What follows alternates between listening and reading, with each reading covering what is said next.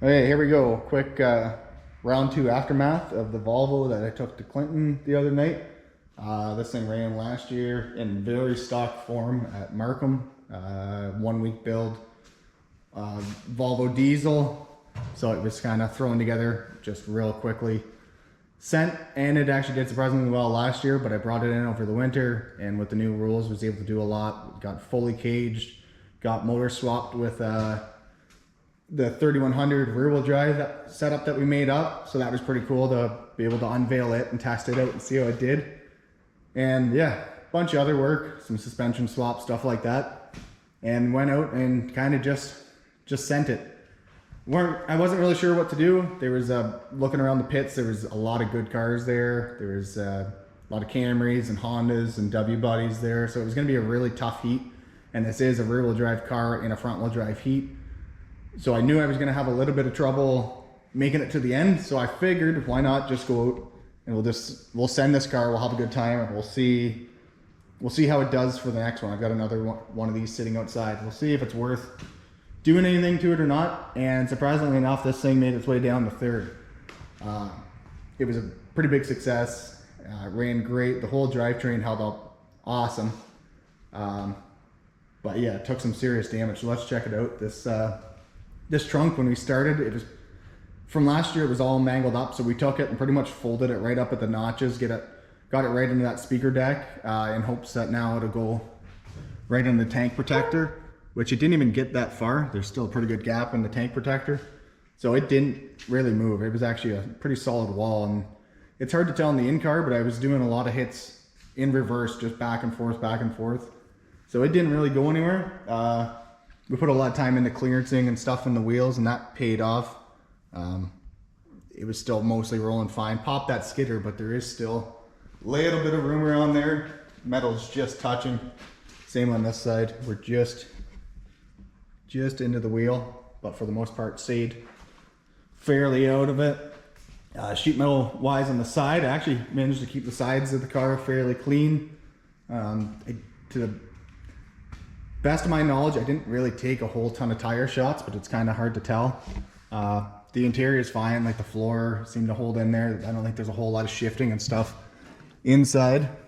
The real damage was in the front end. Fairly early on, I mushed the nose of this car up really high and really far into the tires, and basically lost my ability to steer. And that's where all the problems were. Had a lot of trouble getting around with this car. Going into this derby with it being pre-ran, I could have did a full 6 repair plates, but we weren't really sure where the car was going to bend, and I didn't want to put a lot of pressure in the wrong spots. So we actually didn't put any of the repair plates on, hoping that we could put a nice roll in that front frame rail, pull it down after this derby, plate it up, and then kind of see what shook out from there. And we got it to roll.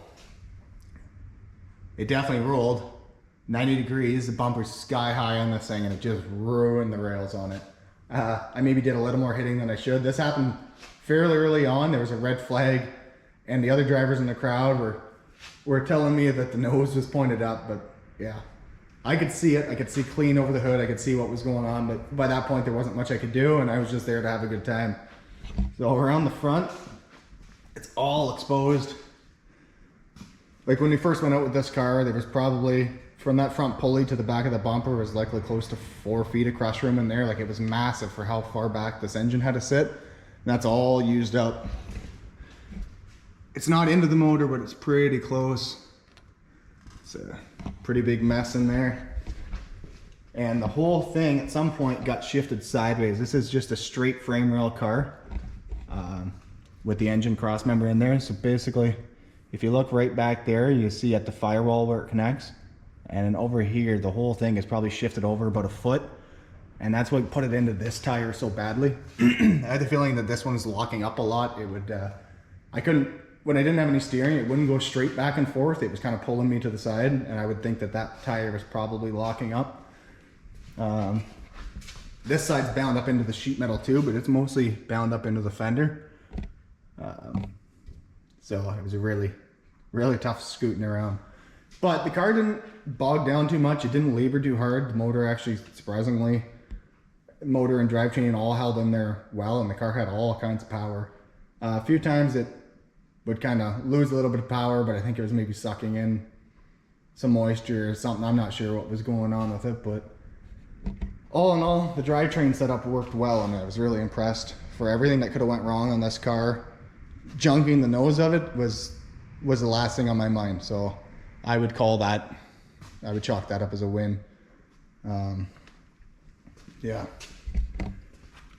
I don't mind trying these new ideas at all. I think it's fun. It adds a bit of variety to the sport instead of just building the same competitive car, to be able to go out there with a car that you don't think is going to be competitive and still making it down to the end. And yeah, that's where I get my fun out of this. I really like the building of them.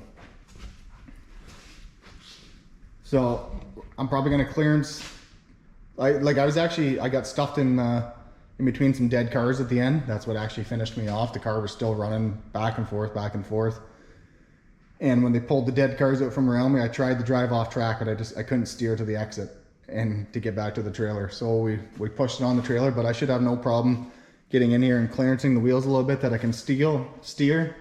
And this thing should be able to drive off. We may try to pull the bumper down and just see how the car looks and see if we can, get in the corners and yank the nose straight, but I don't have high hopes. I'm thinking the car is probably junk after this, but you never know. The rest of the car was actually a lot to put together with the cage being welded in the way it is. This has got the cage, let's see if we can see it in there. This has got the cage welded on the outside of the pillars and welded all solid. So that's a lot of work. That's a lot of work to take that cage out. If somehow we could fix the nose of this car, even if I sacrifice the rails on the other Volvo, I'm not too sure yet. It's a little early to tell, but there's a pretty big mess inside of this car. I think that would be quite a feat to do. We'll see what we can do. There was a lot of smoke at the end. I was actually concerned the car was going to start on fire. The header melted clean through the brake reservoir. I can't believe that actually didn't catch fire. So yeah, if there's anything worth recording when we fix this or try to pull it off the trailer or whatever we do, I'll throw that up. But otherwise, that's the aftermath of the 3100 powered Volvo.